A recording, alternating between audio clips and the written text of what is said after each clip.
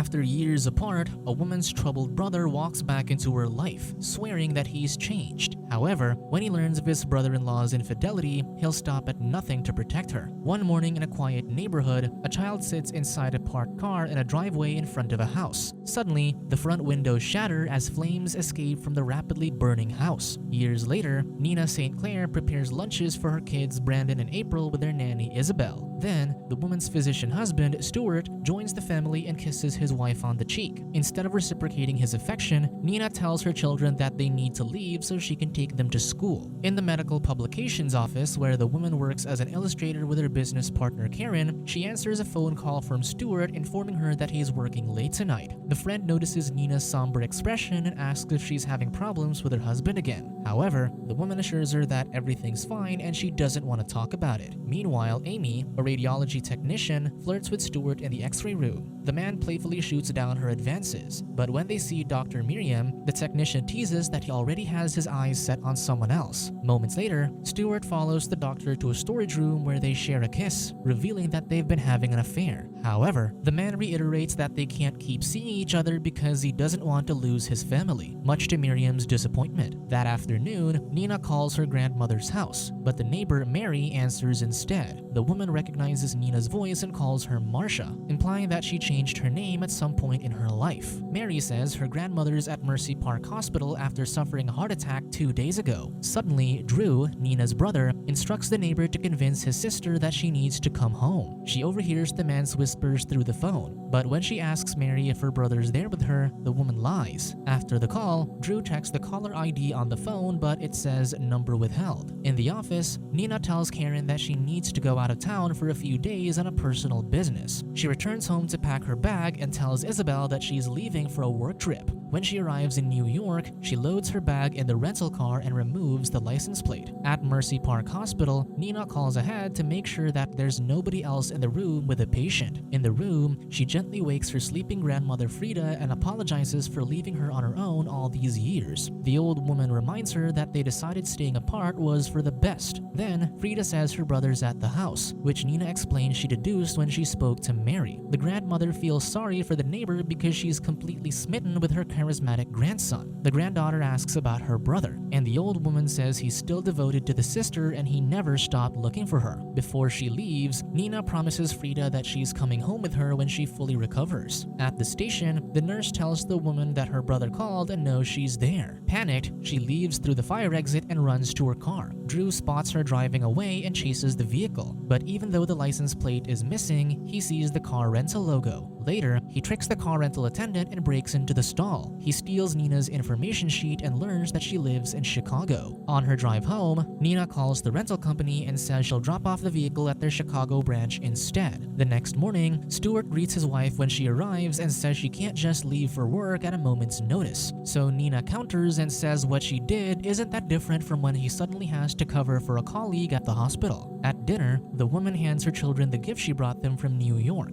In bed, Stuart says it was nice having dinner together as a family, and he promises to be present more often moving forward. Nina says she doesn't want to lose their family, so the man swears he'll never cheat on her again. Then, the couple shares a kiss and they make love. Meanwhile, Drew watches Isabel through the kitchen window from outside the house. The next day, the brother introduces himself to Stuart at the hospital cafeteria. During lunch, Karen says Isabel told her that Nina's trip to New York wasn't work-related. However, the woman doesn't want to talk about it because she considers it a part of her past, which she's chosen to move on from. So the friend asks how things are going between her and Stuart, and Nina says they're steadily improving. Concurrently, Drew learns that his sister never told her husband about him or their grandmother, so he shows the doctor a picture of him and his sister. When Stuart asks why his wife didn't tell him about her family, Drew thinks it's because of his troubled past. He shares that he spent time in a juvenile detention center because he killed a guy in high school who always harassed Nina. Then, the husband asks how long it's been since he saw his sister, and the brother says 15 years ago when she was in college. So Stuart invites Drew to come over to their house later tonight. That evening, the man admonishes Nina for keeping the secret from him all these years. However, she says says inviting her brother over was a bad idea because people get hurt whenever he's around. Stuart tries to convince her that Drew's changed, but she insists he doesn't know her brother, then assembles a handgun. Moments later, Isabel lets the brother in the house, but Nina leads him back out while pointing the gun. The woman tells Drew to leave, so he swears that he's changed and all he asks for is another chance to be a family again. However, Nina reminds him that the last time she gave him a chance, her college boyfriend Brent disappeared. Bemused, the brother can't believe she still thinks he killed Brent, especially since he saw him a few years ago on a racetrack in Florida. The next day, Nina meets with George, a private investigator, and asks the man to look into her brother's background in case there are any warrants for his arrest. Then, she says she'd like him to check if her college boyfriend Brent Porter's still alive. In the office, Karen overhears her friend's phone call with her grandmother. She asks why the woman never told her about her family, so Nina explains that it's complicated due to the brother's sordid past. Meanwhile, Drew sees an apartment for rent in town. Later, the woman sees that Isabel received a bouquet from her brother. The nanny swears they only spoke the one time the man was in the house, so Nina warns her to stay away from him. The next day, George tells his client that her brother's last arrest was 8 years ago for passing bad checks, but the charges were dropped. Because he thinks Drew cleaned up his act, he asks if the man ever used aliases, but she isn't aware if he had. Then, Nina asks about Brent, and the private investigator says he now owns a car dealership in Fort Lauderdale and he's married with 4 children. That night, Stuart thinks they've learned enough from the investigation to consider that Drew changed, so the couple agrees to give him a chance. The next day, the family hangs out by the pool, and Brandon asks his uncle to toss a football with him. The man accidentally falls into the water, but Nina remembers he can't swim, so she jumps into the pool. But to her surprise, he says he learned how to swim. Later, Drew mentions that he got married to a woman named Tammy Sue Engelke, but they separated. The sister teases that he's never had a job, so the man says he makes a good living playing cards and betting on sports. He invites Stuart to a poker game he organized, and the sister reluctantly agrees even though she thinks it's a bad idea. The next day, George tells Nina he couldn't find any record of Drew marrying someone named Tammy Sue, so the woman says she'll try and find out if he has any aliases. Then, she drops by the brother's apartment and remarks that he chose one with lots of light because he's still afraid of the dark. She notes that his place is directly across from their house, but he says it's a coincidence. However, when she peeks through the telescope by the window, it's pointed directly at their backyard. In the kitchen, Nina sees the apartment keys on the counter, but when she turns around, Drew places them in his pocket. She offers to grab them more beer, but when she checks for the keys, they're no longer there. That night, Drew gives Stuart some poker tips before they enter the building. Meanwhile, Nina breaks into her brother's apartment with George's help. In a cigar box in a drawer, she finds their childhood pictures with their parents' images scratched out. Suddenly, a woman enters the apartment to drop off a package for the tenant, so Nina hides in the closet. After the woman leaves, she rifles through Drew's coat pockets and finds several fake IDs with different names. During the poker game, Stuart wins a lot of money, angering Rivas. To defuse the situation, Drew says it's almost midnight and they need to leave. Outside, the doctor thanks the brother-in-law for a great time, and then he receives a message from Miriam saying she misses him. After the physician drives off, Drew returns inside the building and pays off the man for playing along and letting Stuart win. Minutes later, the doctor enters Miriam's apartment and they make love. The next day, Drew follows Karen into an art supply shop and introduces himself as Russ. Then, he asks her out on a date and the woman hands him her card. After she leaves, the man calls Nina, who tells him that the next time he invites Stuart out, he needs to make sure he doesn't come home at 3 a.m. However, he knows the doctor left the poker game at midnight, leading him to suspect that he might be cheating on his sister. Later, George tells the client that the fake IDs don't mean much as evidence, so the woman finally concedes that she's being overly cautious. Meanwhile, Drew surprises the nanny in the bathroom and they share a kiss, revealing that they've secretly been seeing each other. Then, they move to the bedroom where they make love. After the deed, Drew asks if Isabel knows if Stuart and Nina have relationship problems. She shares that she thinks he's cheating with a woman from the hospital and that she sometimes hears Nina crying at night. The next day, the man follows the doctor and sees him playfully flirting with Amy. That night, the technician drives out of the parking lot, unaware that her brake fluid's leaking. Minutes later, the faulty mechanism causes her to crash into a truck at an intersection. During dinner, the hospital calls Stuart to inform him about what happened to Amy and that they'll need him to be there. Then, Drew excuses himself from the table to call and inform Rivas of the doctor's whereabouts. After the call, he asks his sister who Amy is, and Nina says she's just someone who works at the hospital. Her indifferent expression leads the man to believe that he might have gone after the wrong person. At the hospital parking lot, Rivas beats Stuart up and says he should have gone directly home after the game. Later, another doctor treats Stuart and he asks how Amy is doing, but the man delivers the unfortunate news of her passing. At the house, Isabel answers a call from someone asking to speak to Nina. When Drew checks the caller ID, he sees that it's registered to a private investigator's office. The next day, George tells the client that the Brent Porter he found in Florida wasn't her college boyfriend. Upon further investigation, he learned that police unearthed skeletal remains of an unidentified male outside the college campus estimated to have been buried around the time Brent went missing. He gave the authorities the man's name, and they confirmed that it was him. Then, he adds that he found a record of Tammy Sue marrying James Carter, one of Drew's aliases, in 1995. However, since the woman's mother reported her missing months after the marriage, she hasn't resurfaced. Because she believes her brother killed Amy, George says he'll check the car for evidence. Later, the woman updates her husband about the situation, but she thinks it's best if they pretend everything's okay, especially since Drew believes he already took care of the mistress. Suddenly, the brother arrives, and when Nina leaves the room, Stuart confronts the man about Rivas. He says he could have told the police who beat him up, but when Drew asks why he didn't, he says he didn't want to worsen the situation. That night, George follows Drew's car around the city. When he stops at a flower shop, the investigator doesn't notice the man opening the door and pointing a gun at him. The armed man gets in the car and asks George if he's working for his sister. The investigator denies the allegation and then tries to grab the weapon, but he gets shot in the leg instead. George promises he'll tell Nina whatever he wants, but Drew shoots him in the head, ending his life. Later, he goes on a date with Karen and fabricates a story about a friend whose wife cheats. So the woman shares that her friend also deals with the same problem with her husband, and because of his leading questions, reveals that the mistress's name is Miriam. The next day, Nina sees her brother kissing Karen outside her office. She confronts the friend who says she didn't know he was her brother because he introduced himself as Russ. Nina asks if she mentioned anything about Stuart's infidelity or about who the other woman was. Apologetically, Karen says she thought they were just having fun on the date last night. The woman calls the hospital, but both her husband and the mistress are busy. At the hospital, a nurse tells Nina that she saw her husband going to a storage room. In the storage room, Stuart warns Miriam about Drew and says it's best if they pretend they don't know each other. While they share a kiss, the wife walks in and catches them in the act. The man chases after her, but after telling him that her brother already knows about Miriam, she says their marriage is over. Then, Nina calls Isabel to tell her not to let Drew in the house and to take the kids to a movie. However, the man deduces his sister's plan, so he tells the kids to head to the car and then subdues the nanny. Later, the woman finds Isabel tied up in the closet and learns her brother took the kids. Then, she heads to the bedroom to grab her gun. In a movie theater, Drew tells the children to stay while he does a few errands. Unable to contact her husband, Nina checks his notebook for the mistress's address. Meanwhile, Stuart and Miriam stop by the latter's house to pack a bag before leaving town. Concurrently, Nina calls Drew and asks why he's tormenting her family, and he says it's because she always chooses the wrong guys. Later, just as the couple's about to leave, the armed man intercepts them by the door and leads them back inside. At gunpoint, Drew says he'll let Stuart go because he's his niece and nephew's father. When the heartless doctor walks away, willing to sacrifice his lover's life, the deranged man knocks him to the floor. Miriam tries to run, but he grabs her and says he plans on shooting them both, making it appear as though she shot the doctor and then took her own life. In the hallway, Nina turns the circuit breaker off, hoping the darkness spooks her brother. Then, she barges in and tells Drew to drop the gun. When he doesn't comply, she swears she ended things with Stuart. However, the brother believes someone still has to pay for the pain and the humiliation Nina suffered. He pushes Miriam off him, but before he pulls the trigger, his sister shoots him in the leg. She tells Stuart and the woman to run. Then she comforts Drew, who's in massive pain. The brother asks if she's going to save him again like she did when they were kids. Nina pretends she doesn't know what he's talking about, but he says he remembers what happened. When they were children, he constantly suffered at the hands of their abusive parents. One day, the sister couldn't take watching their father beat up Drew, so she hit the man over the head with a frying pan. Then, she grabbed the boy's hand and they hid outside the house. They spent the night in the car, and when she thought he was asleep, he saw her sneak into the house to turn all the knobs on the stove. Drew lay awake all night waiting waiting for their father to light a smoke and ignite the leak in gas, revealing that he was the child in the car in the beginning. In the present, Nina says what she did then was wrong and it's tortured her ever since. The man says he'll always owe her for that day, explaining his overprotective nature when it comes to his sister. Eventually, the mother finds Brandon and April in the movie theater and they enjoy the rest of the movie together. Weeks later, Nina takes her kids to Frida's house, finally meeting their great-grandmother for the first time.